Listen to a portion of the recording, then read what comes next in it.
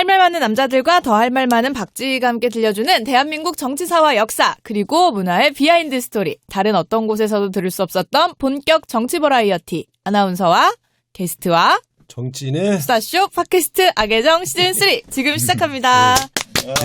제가 하길 잘했네요. 배신해주기 잘했네요. 네, 안녕하세요, 여러분. 오늘 이번 주도 악예정 저희 돌아왔습니다. 날씨가 굉장히 많이 추워졌는데 강원도에서는 오늘 첫눈이 내렸다고 하고요. 오늘 계속해서 저희 기온 영하에 머물고 있다고 합니다. 여러분들도 감기 조심하시길 바라면서 자, 오늘 저희가 이제 예고를 해드렸죠. 여러분들께서 많이 기다리셨을 것 같은데 게스트 진성준 의원 나와주셨습니다. 어서 오세요. 네, 우리 악예정 시청자분들에게 인사 한마디 하시죠. 네, 악예정 시청자 여러분 안녕하십니까? 더불어민주당의 진성준입니다. 악예정이 무슨 말인가 했더니 아나운서와 개그맨과 네. 정치인 네. 이렇게 줄임말이더라고요. 네. 이 제목을 잘못 정했다는 것을 알고 네. 바꿀 수 있는 시점을 놓쳤어요. 너무 오래 했어 이제. 그래서 못 바꿔. 네. 아직도 무슨 뜻인지 모르는 사람이 대단히. 네, 다들 악의 정이냐 이런 거. 네, 그래서 오늘 잘 부탁드리고요. 저희 또 이슈가 많아가지고 그거는 이제 2부에서 우상호의 친절한 정치가의 시간도 자세히 다뤄보도록 할 테니까요. 여러분들 많은 시청 계속해서 부탁드립니다. 자, 이명박 대통령이 일단 재수감이 됐으니까 요거에 대해서 우리 두 의원님들은 어떻게 생각을 하시는지 좀 들어보고 가면 좋을 것 같은데 일단 진성준 의원님 보시면서 어떤 생각 드셨어요? 뭐 마땅히 감옥 살아야 될 사람이 감옥으로 들어가는 것이니까 당연한 거다 하는 그냥 무덤덤한 그런 심정이었습니다. 우상호 의원님 어떻게 보셨어요? 예, 저도 마찬가지예요. 뭐 이분이 처음 들어간 것도 아니고 계속 나왔다 들어왔다 네, 들어왔다 네. 했는데 다만 이제 저는 이제 요즘 뭐 지금 화제가 돼 있지만 과연 이 문제가 처음 제기되었을 때가 이제 당시 대통령 선거 아니었습니까? 네. 네. 다스 누구 것입니까로 시작을 해서 네. 또 이 이명박 대통령 관련된 뭐 수없이 많은 내용들이 수사되고 한 게 한두 번이 아닌데 다 그 당시에는 그 혐의를 밝히지 못했다가 네. 막상 권력을 놓고 나서 아무 힘이 없으니까 검찰이 이제는 저렇게 기소도 하고 재판에서 유죄 나오고 이런 걸 보면서 검찰이 바로 섰다면 그래서 그 당시부터 진실을 계속 밝혀왔다면 대한민국의 정치 역사는 전혀 다 다르게 바뀌어 있을 텐데 그런 생각을 해요. 그러니까 13년 만이죠. 그러니까 살아있는 권력 분위기 좋을 때는 놔뒀다가 이제 힘 없어지니까 이제 짓밟아서 감옥 보내서 이제 이렇게 이제 재판 받아서 감옥 살게 하는데 그 선택적 정의 이 얘기했었잖아요. 박범계 의원이 나는 검찰을 보면 이 문제에 대해서 과연 검찰은 뭐라고 얘기할 거냐. 그때는 검찰의 수사력이 부족했고 지금은 검찰이 수사를 잘한다 이렇게 얘기할 건지 저는 그런 생각합니다. 네. 저는 정봉주 의원이 너무 억울하죠. 정봉주 의원은 사실 지금 어떻게 재심이나 이런 부분에 대한 어떻게 명예회복은 안 되는 건가요? 이제 대법 확정이 됐으니 네. 이제는 한번 물어볼 만하죠. 저는 당연히 재심 청구를 해야 된다고 생각합니다. 원래 이게 당시에 한나라당이었습니까? 새누리당이었습니까? 한나라당이었죠. 한나라당의 대통령 후보 경선 과정에서 박근혜 후보 측에서 이명박 후보의 그런 문제들을 제기했는데 그걸 좀 하다가 이제 경선에서 지니까 더 이상 얘기가 안 된 것을 이제 저희 민주당에서 붙잡아가지고 계속 제기했는데 그 최선봉에 섰던 게 정봉주 의원이고 저는 당시에 당직자로 실무당직자로 일하던 때여서 그 BBK 의혹을 파헤치는 실무 책임자로 일했습니다. 그래서 BBK의 주범이 이명박이고 또 BBK를 설립하게 되었던 핵심적인 돈의 원천이 다스에 있었다라고 하는 거를 여러 가지 정황 증거를 가지고 정봉주 당시 의원님께 자료를 제공하고 그것으로 기자회견하게 하고 브리핑하게 했는데 그것이 허위사실 유포라고 해가지고 감옥에 들어가게 된 거거든요. 실형을 살았죠. 실형. 만기 1년 꼬박 사셨어요. 꼬박 살았어요. 1년. 이제 그렇게 보면 감옥 보내는데 저도 굉장히 일조한 사람 중에 하나인데 정봉주 의원을. 갑자기 갑자기 미안한 마음이. 미안해 이렇게 될 줄 몰랐어요. 왜냐하면 네. 정봉주 의원이 감옥에 나와서 나 만났을 때 또 그 얘기를 했어요. 박근혜 후보가 이명박 후보가 경선할 때 한 얘기를 자기 그대로 했는데 박근혜는 안 집어넣고 자기만 집어넣었다. 그러니까요. 똑같이 했다는 거야. 사실 그 자료 누가 줬는지도 알아요. 네. 친박 의원 줬어. 네. 정봉주 의원한테. 네. 근데 사실 그게 이제 너무 당해서 정봉주 의원만 이제 그 뒤집어 쓰게 하고 지금이라도 좀 앞장서서 당해서 좀 명예를 회복시켜줘야 되는 게 아니냐라고 얘기를 하시는 분들도 있거든요. 근데 그거는 뭐 당이 나서기보다 네. 가장 일차적으로 본인이 신청해야 되거든요.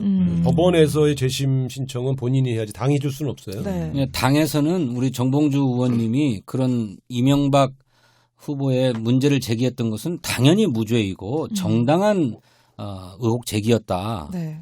보고 있습니다. 그에 대해서는 추호도 의심이 없고 다만 법률적으로 유죄 판결을 받고 복역을 했으니 그에 대한 명예회복은 법률적인 절차를 밟아서 해야 될 거다. 그건 이제 당사자가 그런 권한을 가지고 있으니까 네. 진행해야 될 바다. 다시 또 반복하면 정봉주 의원을 수사해서 기소시켰고 기소해서 유죄 판결을 내려서 실형을 살게 한 것도 검찰이고 법원이었다. 네. 네. 네, 저는 뒤늦게나마 이명박 대통령과 관련되어 있던 뭐 여러 진실이 밝혀졌다. 이거 넘어갈 문제가 아니라는 거예요. 그럼요. 저는 계속 이게 그러면 세상에 당시에 현역 국회의원조차 감옥에 넣어서 1년 실형을 살게 할 정도의 정반대의 사실을 네. 가지고 그게 대한민국 법조계의 현실이라면 이게 왜 개혁의 대상이 아니냐. 네. 한 사람의 정치 인생을 완전히 짓밟은 거 아닙니까? 예. 네. 그것이야말로 정치 보복이죠. 그렇죠. 그러니까 정봉주 의원도 마찬가지지만 어떻게 보면은 그 당시에 한나라당하고 검찰하고 한패가 돼서 대통령이 되면 안 되는 사람이라는 걸 본인들은 알고 있었던 거잖아요. 그 그렇죠. BBK에 대한 혐의가 너무나도 명확하고 그럼에도 불구하고 무혐의 처분을 내리고 한패가 돼서 국민들을 속이고 대통령이 되지 말아야 될 사람들을 본인들의 기득권을 위해서 대통령을 만든 거잖아요. 그런 부분에 대해서는 또 같이 좀 사과를 해야 되지 않을까. 라고 추정을 할 수도 있죠. 생각을 네. 하시는 분들도 있다는 생각이 드네요. 법무부 장관 조국 임명을 막으려고 검찰이 벌였던 수사를 생각한다면 네, 맞아요. 네. 어쨌든 이거는 아마 나중에 그러니까 뭐 그냥 전직 대통령 순환사 이렇게 희화적으로 다룰 문제를 넘어서 네. 정면으로 다뤄봐야 할. 네. 결국 검찰이 해야 할 일을 제대로 하지 않고 법원이 해야 할 일을 제대로 하지 않음으로써 대통령이 돼서는 안 될 사람이 대통령이 된 사건. 네. 이렇게 나는 규정을 하는 거죠. 그러니까 저는 정말 이런 왜곡, 현대사의 왜곡이 얼마나 이게 검찰이 바로 섰으면 이런 일 없잖아요. 네. 그러니까 참 이런 거는 한번 지적하고 가야 된다 이렇게 말씀을 드렸습니다. 그래서 이제 노무현 대통령도 그렇게 검찰 개혁을 강조를 하셨던 게 아닐까라는 생각이 이제 드는데 뭐 앞으로 이제 공수처가 출범하고 그러면 다시는 이런 나쁜 역사는 반복되지 않기를 바라면서 저희 방송 본격적으로 이제 시작하기 전에 구독하기와 좋아요 여러분 먼저 눌러주시길 부탁드리고요. 우리 구독자 유튜브하고 팟빵하고 10만 프로젝트 꼭 달성할 수 있도록 또 우상호 의원님 채널 많은 홍보 부탁드립니다. 유튜브에서는 우상호 TV 검색하시면 되고요. 팟빵에서는 아계정 팍팍 밀어주시면 되겠습니다. 특히 유튜브로 이거 이제 지금 보고 계시는 분들은 영상 아래 좋아요 버튼을 꼭 좀 눌러주시고 네. 보면은 저희 영상을 더 많은 분들이 함께 보실 수가 있습니다. 이거 뺍시다 이제.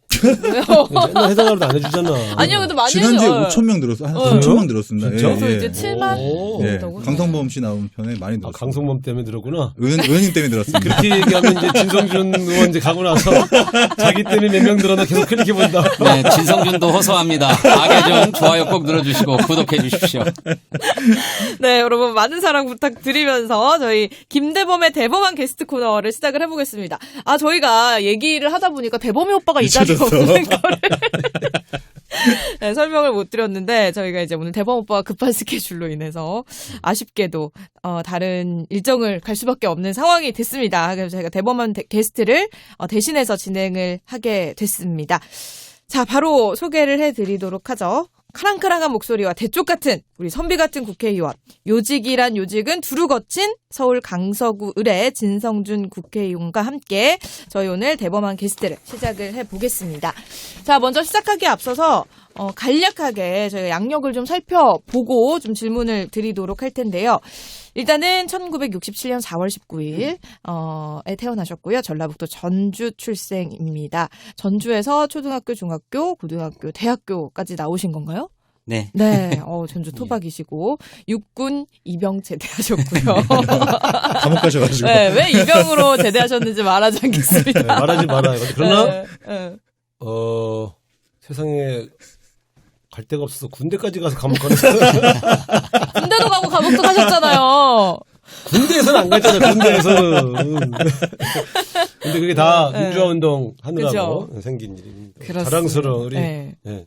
자랑스러운 네. 우리 감옥살이 하신 분들. 오래 갔다 오셨습니다. 오래. 네, 열린우리당의 원내대표실 거치셨고 민주당의 전략기획국장 그리고 제18대 대통령 선거 민주통합당 문재인 후보 중앙선거대책위원회 대변인 하셨고요. 민주통합당 국회의원 19대 하셨고 20대에서는 낙선을 하셨습니다. 네, 그러다가 이제 문재인 정부 대통령 비서실에 계시고 서울특별시 정무부시장을 거쳐서 21대 서울 강서구 을 더불어민주당 국회의원으로 화려하게 컴백을 하셨습니다. 자, 일단은 문재인의 호위무사 진성준 이렇게 되어 있거든요. 이 호칭 어떻게 생각하세요? 예. 저한테는 좀 과분한 별칭입니다. 특별히 문재인 대통령을 엄호하려고 했다기보다, 당시에 문재인 대통령이 저희 당의 대표로 계실 적에 제가 전략기획위원장을 맡아서 일을 하게 됐는데 다 기억하시겠지만 당시에 당 내에 반문재인 세력들이 수장으로 치면 한쪽은 안철수 대표였고 또 한쪽은 우리 박지원 지금 국정원장이셨던 이 두 분이 이끄는 반문재인 세력들이 있었어요. 이분들이 네. 아무 이유 없이 문재인 대표더러 자리에서 물러나라고 요구했습니다. 이유가 뭐냐? 문재인으로 안 되니까 물러나라는 거였어요. 그런 법이 어디 있습니까? 그래서 대표를 이유 없이 흔들지 마라. 오히려 그것이 유권자들로 하여금 민주당에 대한 신뢰를 갉아먹게 만들고 그래서 더 가능성을 없애는 일이다. 라고 이제 대응하고 또 그렇게 대표가 싫고 당이 싫거든 당신들이 떠나라 이런 얘기들을 했지요.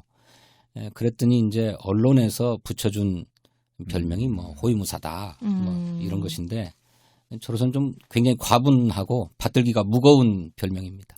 그래도 옆에서 이제 호위무사 역할을 잘 해주시니까 우리 문재인 대통령이 지지율도 아주 탄탄하게 유지를 하면서 안정적으로 또 국정 운영을 하실 수 있는 게 아닐까 생각이 드는데 가장 이제 먼저 질문을 드릴 거는 택배 노동자에 대해서 또 그 처우나 이런 상황에 대해서 관심이 굉장히 많으시더라고요. 이제 뭔가 더불어민주당 안에 을지로위원회라고 있다면서요. 네, 이 위원회에 대해서 먼저 설명을 해주시고 여기서 이제 택배 노동자들의 사망 사건이라든지 이런 부분을 좀 많이 관심을 가지고 계신 거예요. 울지로위원장 된 지 얼마 안 됐어요. 그래요? 그래도 위원장이신데. 우리 당의 전국 조직. 네. 사실 우리 당을 대표하는 우리 당의 정체성을 가장 대표하는 그런 전국 조직의 이제 장이 됐습니다. 근데 여기가 굉장히 대한민국 이제 을을 대변하는 거잖아요. 을지로라는 게. 우리 사회의 을들을 을 지키기예요. 위한. 을 지키기. 근데 우리 정의로운 우리 진성준 의원에게 딱 맞는. 근데 이게 굉장히 힘든 일이에요. 왜냐하면 그런 화수연할 곳도 없고 힘들고 이런 분들 현장을 달려가야 돼. 그래서 전임이 이제 최초가 우원식 의원이 하셨고, 그다음 박홍근 의원이 했고, 이하경 의원이 하셨고, 박홍근 의원이 했고, 요번에 이제 4대째 맡았는데. 그 을지로위원장으로서 이제 이 택배 노동자 일을 돌봐주시는 거죠. 그렇죠. 근데 이게 정말 마음이 아픈 게 올해 들어서만 택배 노동자 사망 사건이 14건 발생을 한 건데 참 직접 보시니까 어떠셨어요? 저도 이제 이렇게 열악할 줄은 몰랐습니다만 저의 이렇게 막 심장을 흔들었다고나 할까 하는 게 있었습니다. 이게 보이실지 모르겠는데 안 보이십니다. 잘 안 보입니다. 요거를 편집을 네, 나중에서 편집해서 올리겠습니다. 예. 한 택배 노동자가 퇴근을 하면서 자기 동료에게 보내는 카톡 문자 메시지였습니다. 10월 8일 새벽 4시 28분. 주무시는데 죄송합니다. 저 16번지 안 받으면 안 될까 해서요. 오늘 420개 들고 나와서 지금 하월곡 램프 타고 집에 가고 있습니다. 오늘 280개 들고 배밭골 9시에 들어와서 다 치지도 못하고 가고 있어요. 중간에 끊고 가려고 해도 오늘 보셨겠지만 재운 것도 많고 거의 큰 짐에 무엇보다도 지금까지 일한다는 게 저 집에 가면 5시 밥 먹고 씻고 바로 터미널 가면 한숨 못 자고 나와서 터미널에서 또 물건 정리해야 해요. 뭐 어제도 집에 도착 2시 새벽 2시를 얘기하는 오늘 5시 형들이 저 돈 벌어라 하는 건 알겠는데 장담하는 데 있다가도 또 똑같이 돼요. 저 너무 힘들어요. 라고 하는 문자 메시지를 남겼는데 그러고 바로 사망했습니다. 정말 눈물이 핑 도는 하소연이 아닐 수 없는데 이렇게 몇 시입니까? 도대체 아침에 나와가지고 새벽 4시 반까지 물건을 돌려야 하잖아요. 네. 이런 현실을 보면서 이걸 이대로 방치해서는 안 되겠구나. 근데 이게 사실 현장을 뭐 점검을 하고 그때그때 매번 확인할 수는 없는 거잖아요. 그러니까 뭔가 이게 법적으로 아예 좀 제도화를 해서 이 정해진 시간 이상은 일을 못하게 하는 뭔가 그런 강제 조치를 해야 되는 건 아닌가요? 이분들이 트럭도 사야 되고 뭐 문자 메시지도 남겨야 되고 네. 뭐 이런 일을 다 해야 돼요. 또 기름도 넣어야 되고 여기에 들어가는 돈이 224만 원 정도 돼요. 그러면 한 달에 500만 원 이상을 벌어야 되는데 이 500만 원 이상을 벌으려면 몇 개를 날려야 되느냐면 260개를 날려야 돼요. 하루에. 하루에 260. 하루에 260개? 하루에 260개를 그러면 나눠보면 10시간 일한다고 치고 3분 걸려요. 택배 하나 배달하는데 그런데 그렇게 하지 않고 그 10시간 중에 5시간만 택배를 하는 데 쓰이고 나머지는 화물을 분류하는 데 쓰여요. 네. 그러니까 5시간 동안 260개를 날라야 돼요. 하나 나르는데 얼마를 들여야 되냐면 1분 30초, 1분 15초 들여야 돼요. 아니 그건 진짜 막 무슨 불가능하잖아요. 우사인 볼트가 와도 안 될 것 같은데. 그래서 이분들을 전부 회사에서 고용해라라고는 할 수 없을지 몰라도 이분들의 노동시간, 과로사만큼은 막기 위한 노동시간을 줄여주려면 택배 수수료를 인상해 줘야 됩니다. 근데 과거에 약 30년 전에 우리나라는 서울 지역 내에서 택배를 하나 배송하는데 얼마씩 들었냐면 4,000원. 지방으로 갈 때는 7,000원. 그런데 지금은 다 그런저런 차이가 없어져 가지고 네, 2,500원이잖아요. 그러니까 3분의 1 정도로 줄어버린 거예요. 또 2분의 1 정도로. 이렇게 단가는 낮아졌는데 물량은 더 많이 소화해야 벌이가 되니까 점점 더 과로할 수밖에 없고 점점 더 일을 많이 할 수밖에 없는 상황이 오는 거죠. 이 구조를 바꿔야 됩니다.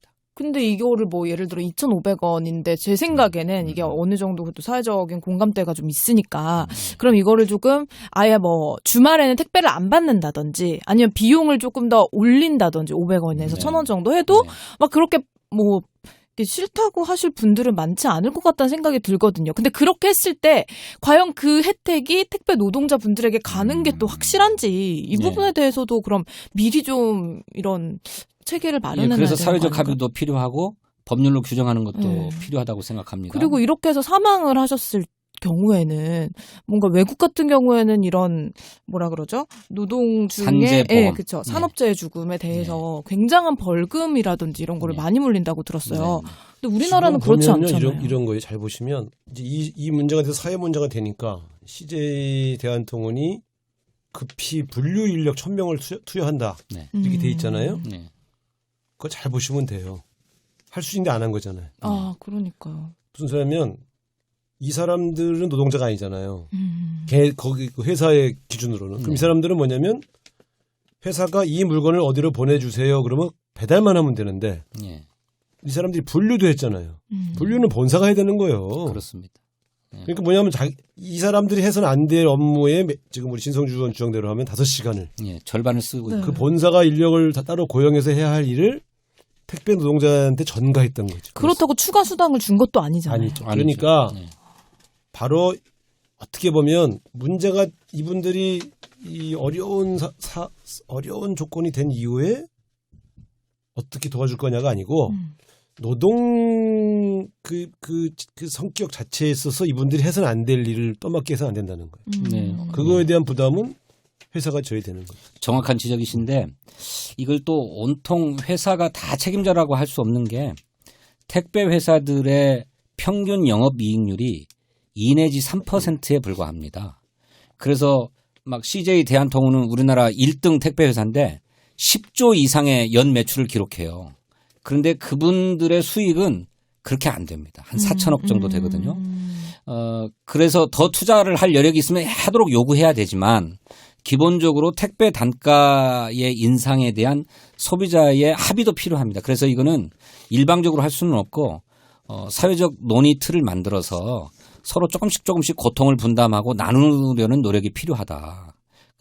그래서 을지로위원회가 좀 중심이 되어서 네. 사회적 대화기구를 만들고 그 사회적 대화기구에서 사용자는 사용자대로 노동자는 노동자대로 또 소비자들은 소비자대로 서로 좀 이런 짐들을 나누어질 수 있는 사회적 합의들을 좀 모색해 볼 그럴 생각입니다. 네. 그래서 좀 앞으로도 많은 활동을 부탁을 드리고 근데 우리 진성준 의원님이 또 을들만 챙기시는 게 아니라 이 나쁜 짓 하는 갑들도 벌 주시기 위해서 열심히 여기저기 뛰고 계시는데 박덕흠 의원에 대해서 또 비리라고 할 수 있는 건가요? 그 국감에서 얘기를 하셨거든요. 박덕흠 의원이 총선 전에 이제 2천만 원의 정치 자금을 받았는데 전문건설협회에서 근데 이거를 뭐 다 돌려줬다고 했는데 돌려주지 않은 게 드러났다라는 이야기를 또 하셨어요. 박덕흠 의원에 대해서는 뭐 우상호 의원님은 예전부터 이게 레벨이 다르다라고 얘기를 해오셨는데 엄청난 네. 거부죠, 거부. 아니 나는 그 업종에서 그런 역할을 하셨던 분이 정치권에 오고 그걸 공천을 주는 정당이 제정신인가 싶은데. 그러니까 이제 사실 그렇진 않겠지만 이게 뭔가 정당하고 또 거래를 한 게 아니냐. 진성준 의원이 이분을 때렸는데 반응이 있던가요? 글쎄 지금은 이제 이렇다 처음에는 막 항변도 하고 그랬습니다. 근데 네. 지금은 거의 항변을 안 한 채 그냥 그 재판에 어떻게 잘 대응할까, 수사에 어떻게 잘 대응할까만 고민하는 것 같은데. 국감장에도 안 나타나시고요. 예, 사실은 이 문제를 처음 제기한 것은 저희 민주당의 천준호 의원입니다. 천준호 의원께서 박덕흠 의원은 건설업자를 대변하는 분인데 이런 분이 어떻게 국토교통위원회에서 활동을 하실 수 있는가? 굉장히 오랫동안. 라고 문제를 제기했어요. 아주 용기 있는 문제 제기였습니다. 왜냐하면 지금은 이제 박덕흠 의원이 국토교통위원회를 사임하고 환경노동위원회로 이제 새롭게 보임을 했는데 그때는 국토교통위원회에 한 자리에 함께 앉아 있었던 거예요. 마주보고. 근데 우리 이제 초선의 젊은 정치인 천준호 의원이 용기 있게 상대방 보면서 그냥 예, 눈을 똑바로 보면서 문제 제기를 했지요. 근데 그러면은 왜 그 전에는 박덕흠 의원에 대한 문제가 드러나지 않았던 거예요? 그래 이제 이게 우리 시대가 이제 발전하는 건데 박덕흠 의원이 무슨 이제 지금은 이제 그 비리도 이제 드러나기 시작했습니다만 뭐 우리가 얘기하는 무슨 국회의원의 권한을 이용해 가지고 특혜를 받았다거나 무슨 비리를 저질렀다거나 하는 것이 아니라 이해 충돌이라고 해서 국회의 권한을 이용해서 자기의 이익을 실현하면 안 될 정도로 도덕적 기준이 높아진 시대에 왔습니다. 그래서 우리 천준호 의원은 그런 높아진 국민의 눈높이에 맞게 이해 충돌의 지점이 있는 박덕흠 의원은 국토교통위에서 떠나는 게 옳다라고 하는 문제 제기를 한 것인데 문제 제기를 하니까 내가 무슨 이해 충돌을 벌였단 말이냐 나는 아무 잘못도 없다라고 항변하는 과정에서 자료들을 막 받아가지고 보니까 이 사람이 자기 그 친척들이 부인, 아들, 동생, 형 막 이런 분들이 운영하는 건설회사에 어마어마한 그 공사들이 수주될 수 있도록 했더라고요. 근데 물론 직접적으로 우리 우리 부인이 하는 회사에다가 공사 줘라. 우리 아들이 하는 회사에다 공사 줘라. 이렇게 얘기한 안 했겠지만 이런 특수한 기술을 가지고 있는 회사들한테 공사를 많이 줘라라고 포괄적으로 얘기한 것조차도 결국 자기 이익으로 귀결되는 것이기 때문에 더 이상 이런 것을 용납해서는 안 되겠다라고 하는 문제가 제기됐던 거고, 그러자 이제 박덕흠 의원이 가지고 있었던 여러 가지 문제들이 막 드러나기 시작한 거죠. 그 대표적인 게 2016년도에 총선을 하면서 이분이 전문 건설 회사를 경영하면서 전문 건설협회 회장을 지냈고, 또 동시에 전문 건설 공제조합의 운영위원장까지 겸하고 있었는데 네. 이런 지위들로 전문 건설협회와 전문 건설 공제조합을 다 장악하고 있었기 때문에 이분이 재선에 도전하는 2016년도에 전문 건설협회로부터 어마어마한 정치자금을 받습니다.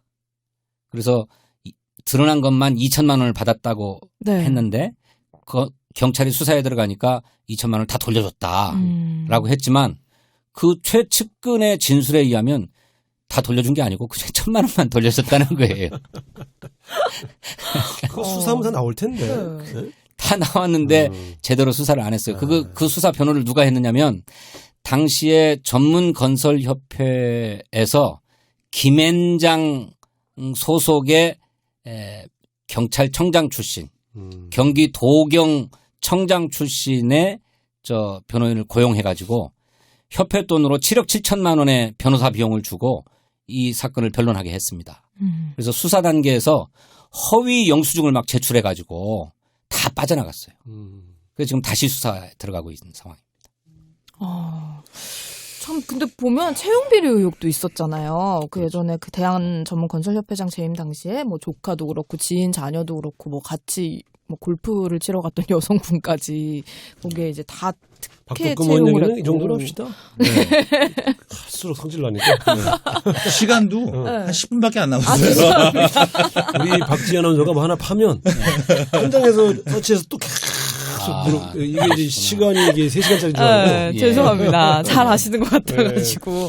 아니 어쨌든 박덕흠 의원에 대해서는 너무 언론에서 주목도 안 하고 다들 좀 궁금해하시는 분들이 많아서 제대로 벌을 좀 받았으면 좋겠다. 그러니까 우리 추미애 장관의 아들 무슨 휴가 문제에 관심을 쏟았던 반의 반만 쏟아도 그러니까요. 박덕흠 의원은 의원직을 사퇴해야 될 반의 반이 뭐 10분의 1만 쏟아도 글쎄 그러니까 그렇게 되기를 저희가 바라면서 우리 의원님 뭐 마지막 남은 10분 동안 의원님 개인적인 질문을 좀 할까요? 의원님에 대한 질문 더 많이 드렸어야 되는데. 네, 어쨌든 그래서 뭐 보좌진 출신의 뭐 당직자, 청와대 그리고 서울시에서까지 정말 실무 경험을 정말 많이 갖춘 아주 화려한 경력을 가지고 계시는데 20대 때 총선 때 또 낙선을 하셨어요. 근데 그 부분에 대해서 좀 지나온 길을 딱 보셨을 때 지금 자리에서 어떤 게 지금의 내 자리를 만든 나를 만든 가장 큰 원동력이 되었나 이렇게 생각을 하셨을 때 어떠세요? 21대 승리로 이끈 배경, 가장 큰 도움이 된 경력. 글쎄요. 가장 큰 도움이라고 하면 저는 서울시 부시장 경력이 굉장히 중요했다고 생각합니다. 네. 그러니까 제가 19대 국회 때 비례대표로 활동을 했기 때문에 우리 우상호 의원님처럼 지역구에서 당선된 사람이 아니어서 지역구가 없다가 이제 19대 국회 말쯤에 서울시 강서 을구를 지역구로 정하고 이제 김성태 의원과 한판 붙어보려고 했었던 건데 아무래도 비례대표로만 활동을 하다 보니까 어떤 지역구에 대한 어떤 이해나 인식이 굉장히 낮았어요. 그러니 당연히 지역 주민들 입장에서는 진성준이가 우리 강서구 사람이야라고 하는 생각이 좀 안 들었겠죠. 근데 이제 청와대 일 마치고 뭐 박원순 시장께서 서울시에서 일 좀 하고 지역구로 돌아가라라고 하는 청이 있어서 서울시 일을 이제 정무부시장으로 일을 조금 했는데 그때 되니까 존재가 의식을 결정한다고 합니까? 그 서울시에서 무슨 정책을 세워도 이 정책이 강서구에는 어떻게 도움이 될까 이런 생각이 들고 서울시가 예산을 편성하면 이 예산 중에 얼마가 강서구로 돌아갈까 이런 생각을 하게 돼요. 또 강서구 의원님도 아니신데. 그 당시에는. 뭐 지역, 그죠? 거기서 한번 출마했으니까 이제 거기에 적을 두기로는 했죠. 그리고 서울시의 모든 구들이 대부분 그렇습니다만 무슨 일을 하려고 하면 서울시의 지원이 있어야 가능해요. 왜냐하면 재정 형편이 넉넉하지 않으니까 강남이나 서초 이런 데 빼고 네. 그러니 구청장이 예산에 편성되지 않은 채로 긴급하게 또는 좋은 아이디어가 있어서 무슨 일을 하려고 하면 다 서울시에다가 좀 지원해달라고 건의를 하게 됩니다. 그렇게 이제 건의문이 들어오면 당연히 정무부시장이니까 한번 받아보게 되죠. 야, 은평구나 노원구는 이런 일을 한다는데 우리 강서구도 이런 생각을 할까? 뭐 이런 생각을 하면서 그쪽에 그런 제안서도 넘겨줘서 한번 검토해보라고도 하고. 이 사람이 사심을 또 발휘했고 뭐 어쩐지 서대문구를 안 주더라고. 근데 내가 한 가지 일을 얘기하면 내가 진성준원하고는 당에서 이제 실무자 시절부터 늘 같이 일하고 네. 우리 당에서 최고 에이스예요. 일 제일 성실하게 하고 제일 열심히 하는데 똑똑하고 네. 그때도 내가 사실은 그런 조언을 했어. 강서구가 세 개로 나눠지는데 네. 예?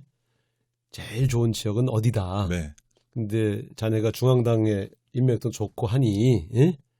제일 좋은 지역을 먼저 선점해라. 네. 근데 이 친구가 굳이 김성태 의원이 강적인데 그 당의 이 녹을 먹으면서 비례대표까지 한 제가 가장 센 사람하고 붙지 않겠습니까? 그래서 내가 현실적인 판단을 좀 하는 게 좋지 않을까? 나는 선배로서 걱정되니까. 근데 그때 내가 사실은 속으로 그리고 이제 가서 실제로 그냥 김성태 예. 전 의원하고 붙더라고. 그때 또 떨어졌는데 내가 속으로 야 나라면 어떤 선택을 했을까? 진성준 의원보다 훨씬 나는 좀 좋은 지역을 선택했을 것 같아. 물론 선택했다고 100% 된다는 보장은 없지만 그래도 당시 우선권이 있었어요. 진 의원한테. 그래서 내가 4년간에 떨어져서 속은 쓰리겠지만 저런 자세는 참 내 후배지만 내가 존경한다. 그리고 그 이후에 한 번도 그런 전선을 이탈한 적이 없고 문재인 대통령도 없고 네. 또 서울시정 배우고 이러는데 그래서 지금도 보면 그 이 정도 정치 경력 되면은 이제 약간 달고 달아야 되는데 네. 거침이 없이 말하고 옳지 않은 거에 분노하고 네. 어려운 사람 때문에 이제 눈물 이렇게 울컥하고 그러잖아요. 자꾸 네, 택배 네. 노동자 그런 게 진성준의 최고 장점이에요. 난 그래서 아주 기대가 커. 의원님도 좀 장점 한번 얘기해 주시면 아니 뭐 내 얘기할 건 없고 굳이 내가 내 얘기하라고 이런 얘기를 한 건 아니야. 네, 의원님이 대략 약간 지금 8가지 정도 장점을 말씀하신 것 같은데. 저는 우상호 의원님한테 많이 배우죠. 우상호 의원님이야말로 정치인이 거쳐가야 될 핵심적인 정치 지금 다 하신 것 같아요. 아마 우리 이낙연 대표도 뭐 대변인 경력이 많으신 분이잖아요. 네. 그런데 횟수로 뽑으면 우리 우상호 의원님이 훨씬 더 많이 하셨죠. 그렇죠. 네. 우리 이낙연 대표도 명대변인으로 유명하신 네. 분인데 우상호 의원님은 그보다 더 많이 하셨고 또 원내대표도 네. 하시고 그리고 뭐 순발력이면 순발력 또 사람을 대하는 호방한 자세면 자세 정치인이 갖춰야 될 기본적인 자질과 역량은 다 갖추신 분이어서 우상호 의원님 같이만 되면 참 좋겠다 이런 생각을 하죠. 근데 그 우상호 의원님도 2번씩이나 지역구에서 떨어지셨잖아요. 진성준 의원보다 한 번 더 떨어졌습니다. 그 얘기를 굳이 하고 그러니까 한 번 떨어지는 거야 뭐.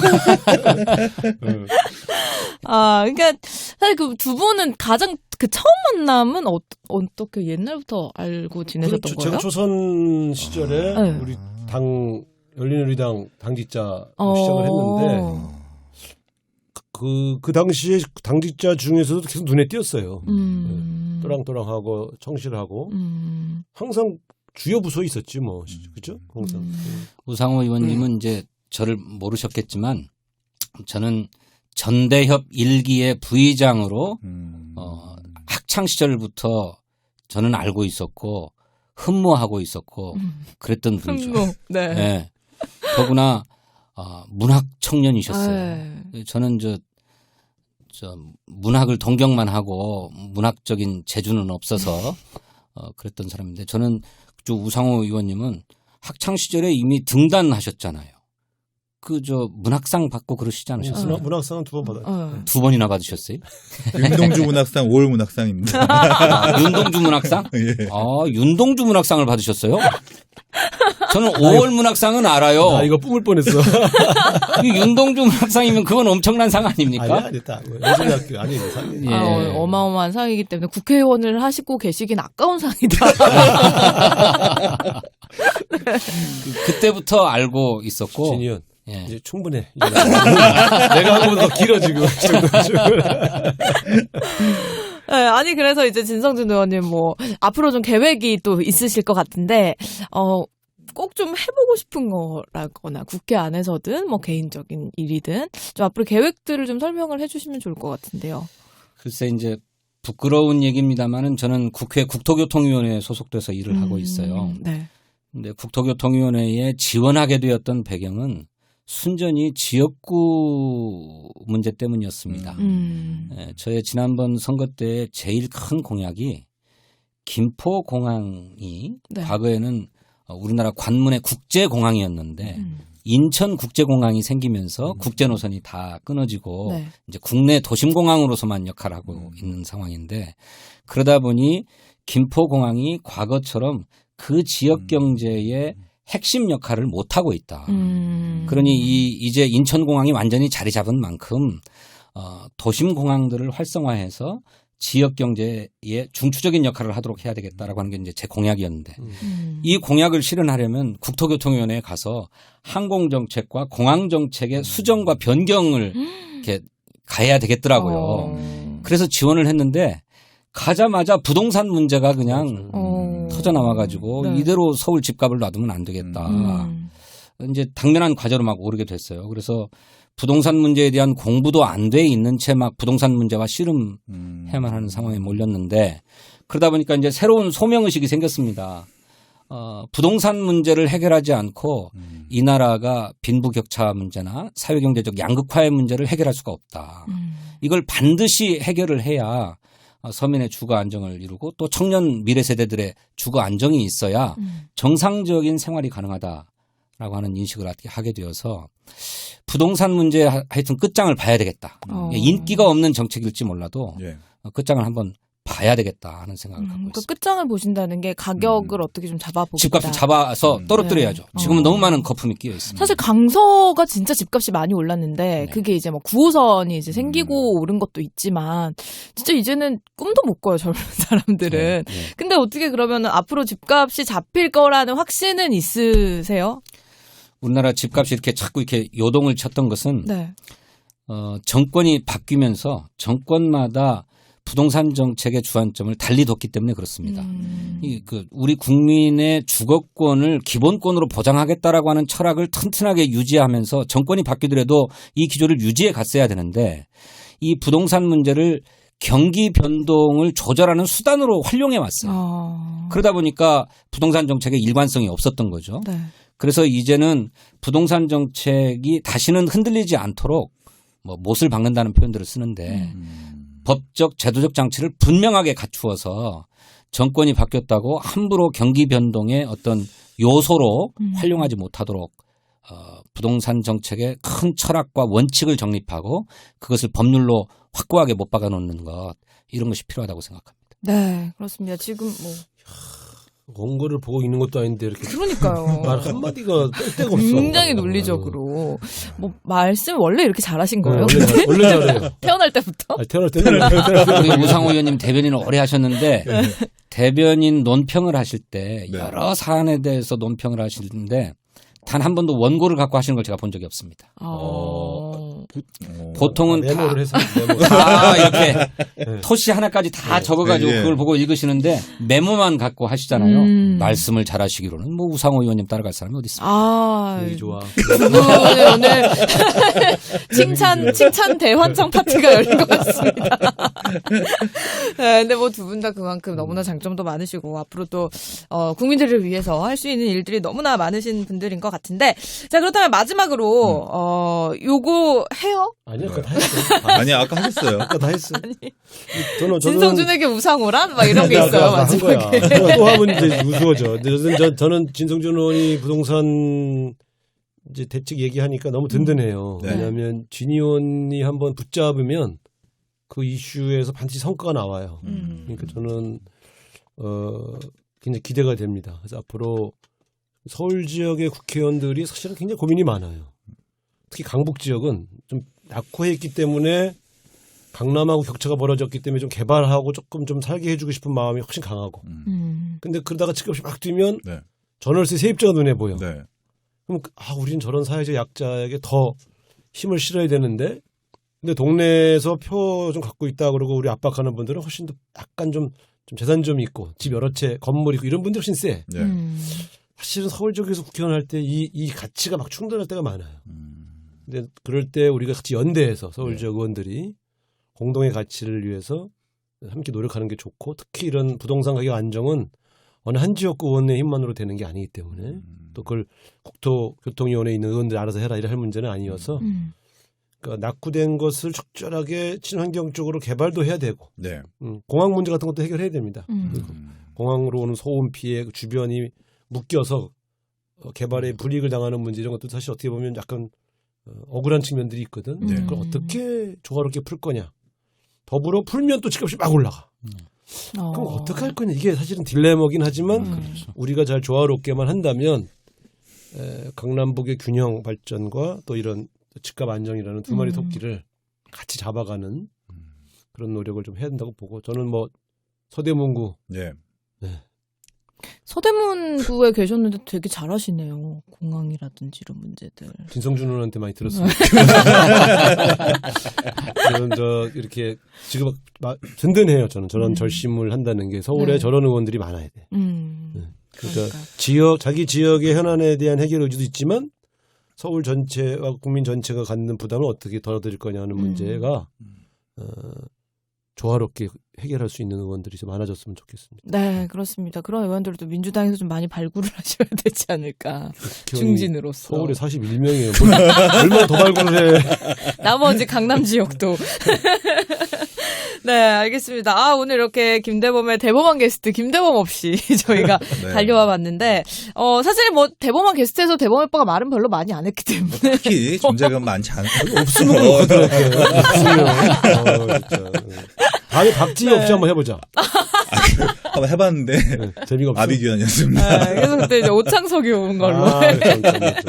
알겠습니다. 오늘 진성준 의원님도 이렇게 함께 해주셔서 너무 감사하고, 뭐 앞으로 또 언제든지 저희 악예정에서 부탁드리면 좀 나와주시면은 저희가 또 재밌는 이야기 많이 나눠볼 수 있을 것 같습니다. 마지막으로 저희 시청자들에게 인사하시죠. 예, 아까 악예정 좋아요, 구독 많이 신청해달라는 말씀 드렸는데 우상호 TV도 좋아요 많이 눌러주시기 바라겠습니다. 고맙습니다. 네, 감사합니다. 여기서 진성준 의원님과 인사 나누겠습니다. 고맙습니다. 감사합니다.